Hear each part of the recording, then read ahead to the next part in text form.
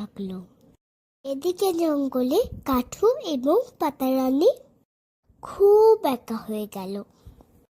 তাদের সময় কাটতেই চাইতো না। তারা খুব কান্নাকাটি করতো বাচ্চাদের জন্য, কিন্তু বাচ্চাদের আর সময় হতো না। তারা আসবো বলেই বাবা মার কাছে আসতে পারতো না।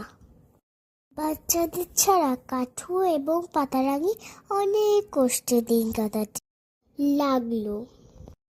আস্তে আস্তে সময় গড়াতে লাগলো। বাচ্চারা বাবা মাকে কিছু টাকা পয়সা পাঠিয়ে দিত, কিন্তু তাদের তো প্রয়োজন ছিল বাচ্চাদের সময়। আস্তে আস্তে দিন গেল, বছর গেল, কাঠু আর পাতা বৃদ্ধ হয়ে গেল। তারা শুধু বাচ্চাদের অপেক্ষা করত, কিন্তু বাচ্চাদের আর সময় হতো না বাবা মার কাছে আসা।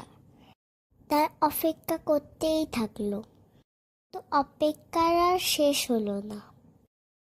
একদিন হঠাৎ শুরু হলো তুমুল ঝড়। প্রচণ্ড ঝড়ে কাঠু আর পাতারানীর ঘর ভেঙে গেল। তারা ঘরের নিচে চাপা পড়ল। তারা তখনও